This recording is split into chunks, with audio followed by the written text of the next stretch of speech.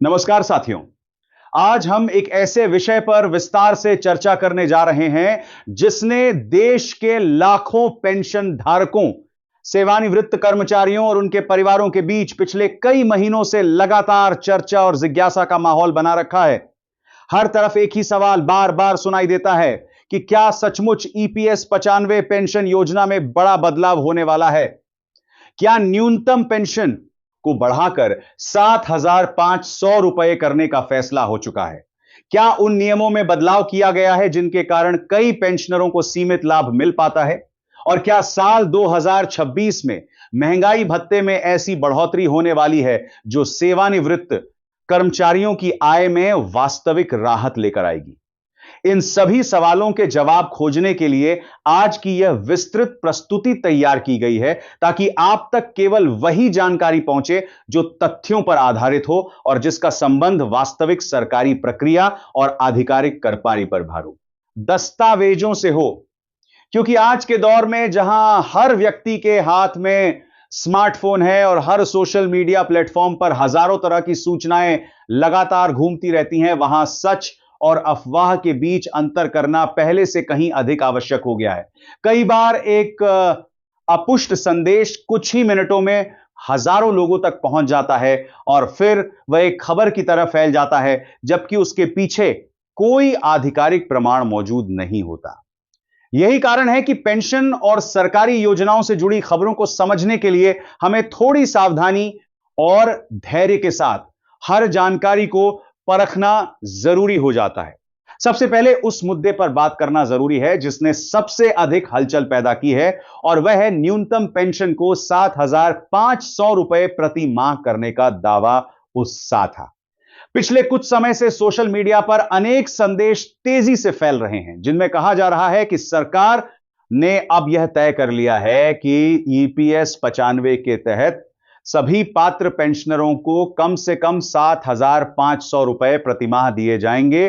कई जगह यह भी कहा जा रहा है कि यह निर्णय लागू भी हो चुका है और जल्द ही पेंशनरों के खातों में बढ़ी हुई राशि जमा होने लगेगी। जब इस प्रकार के संदेश लगातार सामने आते हैं तो स्वाभाविक रूप से उम्मीद भी बढ़ती है और उत्सुकता भी। लेकिन यहां एक बहुत महत्वपूर्ण सवाल उठता है कि क्या वास्तव में ऐसा कोई आधिकारिक आदेश जारी हुआ है? क्या कर्मचारी भविष्य निधि संगठन की आधिकारिक वेबसाइट पर इस संबंध में कोई अधिसूचना प्रकाशित की गई है? क्या श्रम और रोजगार मंत्रालय या वित्त मंत्रालय की ओर से कोई राजपत्र नोटिफिकेशन जारी हुआ है?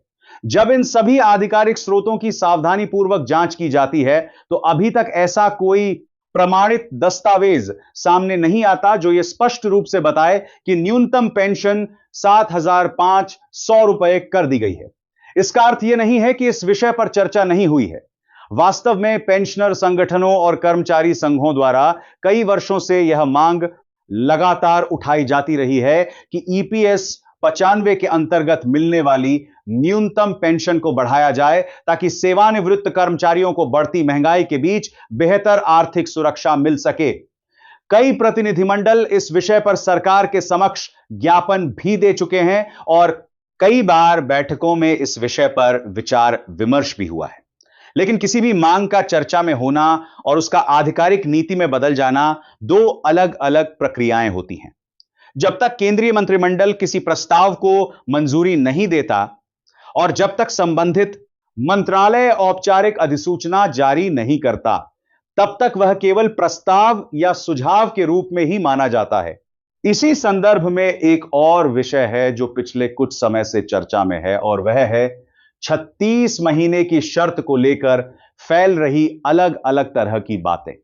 कई संदेशों में दावा किया जा रहा है कि अब पेंशन पाने के लिए 36 महीने की अनिवार्य शर्त को समाप्त कर दिया गया है या उसमें विशेष छूट दे दी गई है। कुछ जगह यह भी कहा जा रहा है कि नए नियम लागू होने से कई ऐसे कर्मचारियों को भी लाभ मिलेगा जिन्हें पहले पात्रता नहीं मिल पाती थी। लेकिन जब हम वर्तमान नियमों और उपलब्ध आधिकारिक दस्तावेजों को देखते हैं तो यह स्पष्ट होता है कि फिलहाल इस संबंध में कोई नया संशोधन घोषित नहीं किया गया है। ईपीएस 95 योजना की पात्रता और पेंशन की गणना वही है जो पहले से लागू है। किसी भी पेंशन योजना में नियम बदलना एक जटिल प्रक्रिया होती है, जिसमें कानूनी प्रावधानों के साथ साथ वित्तीय प्रभावों का भी विस्तृत अध्ययन किया जाता है। यदि किसी नियम में बदलाव किया जाता है तो उसका प्रभाव लाखों कर्मचारियों और पेंशनरों पर पड़ता है और इसके साथ ही योजना के कोष पर भी भारी वित्तीय दबाव आ सकता है। इसीलिए ऐसे निर्णय बहुत सोच समझकर और विस्तृत प्रक्रिया के बाद ही लिए जाते हैं। यहां एक और महत्वपूर्ण पहलू समझना जरूरी है कि अफवाहें अक्सर उम्मीदों की जमीन पर जन्म लेती हैं। जब कोई मांग लंबे समय तक पूरी नहीं होती तो लोगों के भीतर उम्मीद और बेचैनी दोनों बढ़ती जाती हैं। ऐसे माहौल में यदि कोई संदेश यह कह दे कि फैसला हो चुका है तो वह खबर बहुत तेजी से फैलती है, क्योंकि लोग उसे सच मानना चाहते हैं। लेकिन हमें यह भी याद रखना चाहिए कि पेंशन जैसी योजनाओं में बदलाव का मतलब केवल एक घोषणा नहीं, बल्कि उससे जुड़ी वित्तीय व्यवस्था भी होती है। यदि न्यूनतम पेंशन को 7,500 रुपए किया जाता है तो इसका सीधा असर लाखों लाभार्थियों पर पड़ेगा और इसके लिए सरकार को अतिरिक्त संसाधनों की व्यवस्था करनी होगी। बजट में प्रावधान बढ़ाने होंगे या योजना के योगदान ढांचे में बदलाव करना होगा। यह सब एक विस्तृत नीति निर्माण की प्रक्रिया के बाद ही संभव होता है। इसीलिए जब तक कोई आधिकारिक घोषणा सामने नहीं आती तब तक किसी भी संदेश को अंतिम सत्य मान लेना उचित नहीं होता। अब चर्चा करते हैं महंगाई भत्ते की, जो हर केंद्रीय कर्मचारी और पेंशनर की आय का एक महत्वपूर्ण हिस्सा होता है। महंगाई भत्ता मूल वेतन या मूल पेंशन पर एक निश्चित प्रतिशत के रूप में दिया जाता है ताकि बढ़ती महंगाई के प्रभाव को संतुलित किया जा सके। इसकी गणना उपभोक्ता मूल्य सूचकांक के आधार पर की जाती है और आमतौर पर साल में 2 बार इसकी समीक्षा की जाती है। जनवरी और जुलाई से प्रभावी होने वाले संशोधनों की घोषणा बाद में की जाती है और कई बार कर्मचारियों और पेंशनरों को एरियर के रूप में भुगतान भी मिलता है। साल 2026 को लेकर आर्थिक विशेषज्ञों और कर्मचारी संगठनों के बीच यह चर्चा चल रही है कि यदि महंगाई दर और उपभोक्ता मूल्य सूचकांक में वृद्धि का रुझान जारी रहता है तो महंगाई भत्ते में फिर से बढ़ोतरी संभव हो सकती है। लेकिन यहां भी वही सिद्धांत लागू होता है कि जब तक केंद्रीय मंत्रिमंडल की बैठक में इस विषय पर औपचारिक निर्णय नहीं लिया जाता और जब तक संबंधित मंत्रालय इसकी अधिसूचना जारी नहीं करता तब तक कोई भी प्रतिशत केवल अनुमान ही माना जाता है। यदि हम एक उदाहरण के माध्यम से इसे समझें तो मान लीजिए कि महंगाई भत्ते में 3% की वृद्धि होती है। यदि किसी कर्मचारी या पेंशनर की मूल पेंशन 20,000 रुपए है तो 3% की वृद्धि के बाद उसे हर महीने 600 रुपए अतिरिक्त मिलेंगे। साल भर में यह राशि 7,200 रुपए हो जाएगी। इसके अलावा महंगाई भत्ते में वृद्धि का प्रभाव अन्य वित्तीय लाभों पर भी पड़ता है, क्योंकि कई भत्तों और गणनाओं में इसका उपयोग किया जाता है। यही कारण है कि महंगाई भत्ते की घोषणा कर्मचारियों और पेंशनरों के लिए हमेशा महत्वपूर्ण मानी जाती है। इस पूरी चर्चा से एक बात बहुत स्पष्ट हो जाती है कि आज के समय में सही जानकारी तक पहुंचना जितना आसान लगता है उतना है नहीं। सोशल मीडिया पर कोई भी व्यक्ति कोई भी दावा कर सकता है और वह कुछ ही मिनटों में हजारों लोगों तक पहुंच सकता है। लेकिन एक जिम्मेदार नागरिक के रूप में हमें यह सुनिश्चित करना चाहिए कि हम केवल प्रमाणित स्रोतों पर ही भरोसा करें। सरकारी राजपत्र, प्रेस इंफॉर्मेशन ब्यूरो की वेबसाइट, संबंधित मंत्रालयों की आधिकारिक वेबसाइट और विभागीय आदेश ही ऐसी जगहें हैं जहां से प्राप्त जानकारी को विश्वसनीय माना जा सकता है।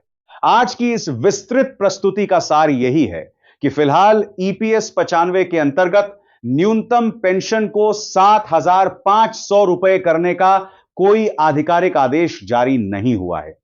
36 महीने की शर्त में भी किसी नए बदलाव की घोषणा नहीं की गई है और योजना वर्तमान नियमों के अनुसार ही संचालित हो रही है। वहीं महंगाई भत्ते में संभावित वृद्धि की चर्चा जरूर चल रही है, लेकिन उसकी पुष्टि तभी होगी जब सरकार औपचारिक घोषणा करेगी। इसलिए आवश्यक है कि हम धैर्य और विवेक के साथ हर जानकारी का मूल्यांकन करें और किसी भी अपुष्ट संदेश को आगे बढ़ाने से बचें। आपकी पेंशन केवल एक वित्तीय सहायता नहीं, बल्कि आपके पूरे जीवन की मेहनत और सेवा का सम्मान है। इसीलिए इसकी सुरक्षा और इससे जुड़ी सही जानकारी प्राप्त करना बहुत महत्वपूर्ण है।